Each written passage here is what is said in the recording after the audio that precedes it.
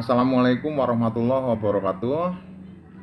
Selamat berjumpa lagi dengan saya di channel saya, yaitu Mas Heri 4712. Saya tertarik untuk menanggapi salah satu akun YouTube yang video-videonya selalu menjelek-jelekan Nabi Muhammad SAW.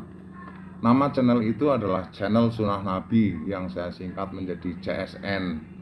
Namanya memang channel Sunnah Nabi, tapi video-videonya selalu menjelek-jelekan Nabi. Majelis Ulama Indonesia memang telah melakukan tuntutan kepada channel Sunnah Nabi, tetapi tuntutan yang tidak berkelas. Itu saya kira begitu, tidak berkelas. Karena Majelis Ulama Indonesia tidak bisa menghadirkan video-video tandingan yang menjawab atau membantah channel Sunnah Nabi. Saya mengajak semuanya untuk tidak radikal. Sebaiknya beragamalah dengan baik tanpa menyerang agama lain. Islam jangan menyerang Kristen dan Kristen jangan menyerang Islam. Saya tidak menemukan di dalam Al-Quran maupun Alkitab himbauan menyerang agama lain. Menyerang keyakinan orang lain itu buruk, bukan baik. CSN menjelek-jelekan Nabi Muhammad. Itu buruk bagi CSN dan lebih buruk akibatnya bagi Muslim. Tindakan CSN itu bisa diartikan CSN itu bukan pengikut Yesus, sebab Yesus tidak mengajarkan membuli agama lain. Walaupun bulian itu benar berasal dari hadis, tapi belum tentu jika dilihat dari konteks Al-Quran. Allah itu adil dan bijaksana. Tiap kaum diberi agama, jadi jangan merasa paling benar. Al-Quran tidak mengatakan agama lain itu sesat, karena yang menyatakan agama lain itu sesat adalah tafsiran beberapa ulama. Untuk CSN, saya tahu video-video Anda itu adalah serangan balik kepada beberapa Muslim yang suka menyerang keyakinan Kristen. Yang saya tahu, Yesus tidak mengajarkan menyerang balik. Menurut saya, Anda lebih terlihat mengikuti Taurat daripada mengikuti Yesus. Sebab di Taurat, mata dibalas dengan mata. Video-video CSN itu bersumber dari hadis Ahlus Sunnah, tapi hadis-hadis itu tidak bisa dikatakan mewakili Islam. Syiah tidak mempercayai hadis-hadis Bukhari Muslim atau hadis Ahlus Sunnah. Di Syiah tidak terdapat informasi tentang keburukan Nabi Muhammad. Walaupun saya bukan Syiah, tapi saya tahu Syiah itu bagaimana.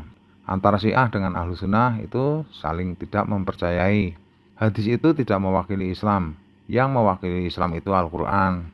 Al-Quran memang beberapa kali menegur Nabi, bahkan ada peringatan keras kepada Nabi di surat Al-Haqqah ayat 44 hingga 47. Di dalam Al-Quran tidak didapati keterangan-keterangan yang buruk.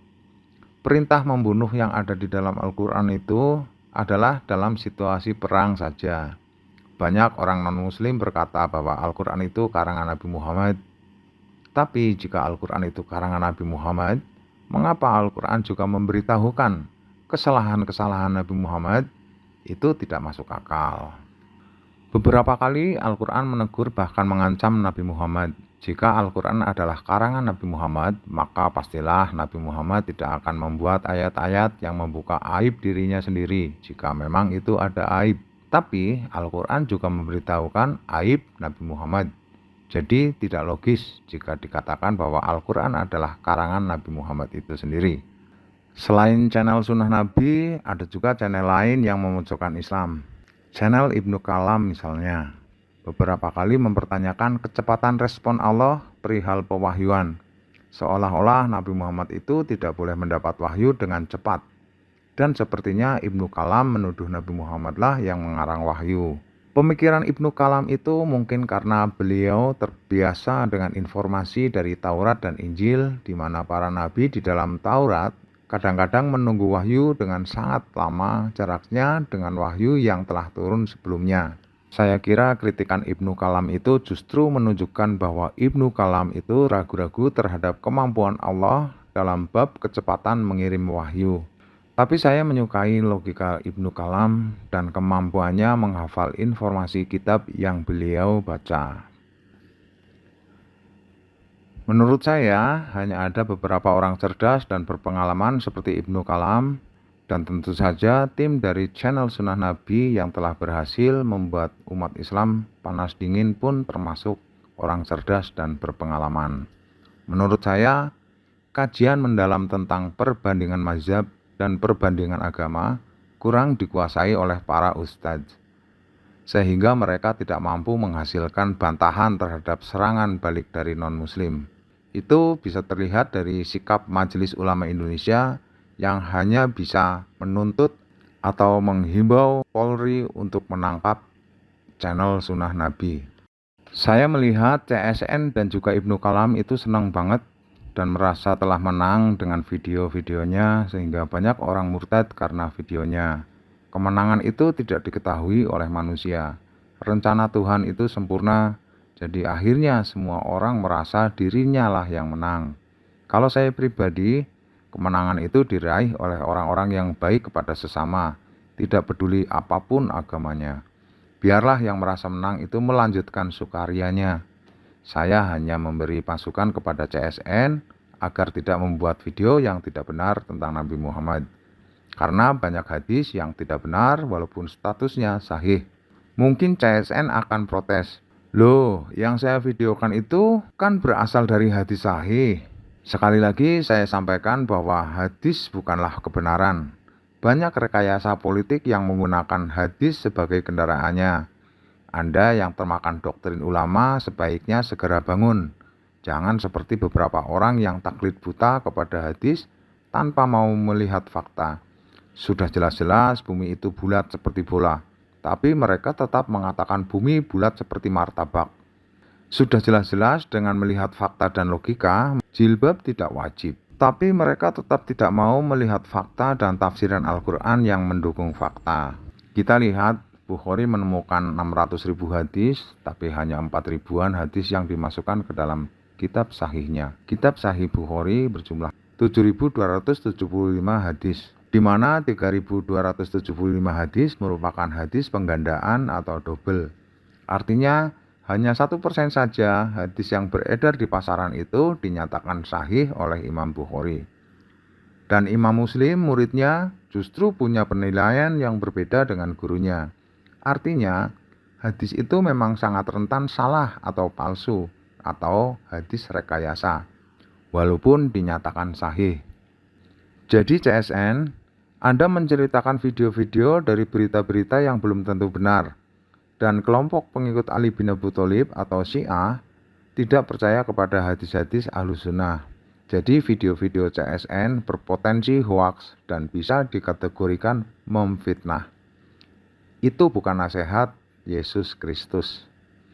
Jadi Bung CSN, hentikanlah video-video yang mungkin saja membuat Anda mendapat murka Tuhan. Pertimbangkanlah. Untuk saudara-saudara Muslim, sebaiknya belajarlah sejarah dengan lebih baik. Jangan alergi terhadap berita-berita negatif. Justru, kadang itu baik bagi kita. Bukankah Allah telah berfirman bahwa apa yang kamu sangka buruk, mungkin saja itu baik bagimu. Masih banyak kejanggalan secara Islam yang perlu dikupas. Istilahnya, penyidikan masih berlangsung. Anda jangan menjatuhkan vonis. Seperti misalnya peristiwa pengusiran orang Yahudi dari Madinah oleh Muslimin. Apakah itu masuk akal? Dari 10.000 jumlah penduduk Madinah, jumlah Yahudi di Madinah adalah 4.000 orang. Kemudian Arab Pagan dan Kristen berjumlah 4.500 orang. Muslim adalah pendatang atau muhajirin, pendatang baru dengan jumlah 15% atau 1.500 orang.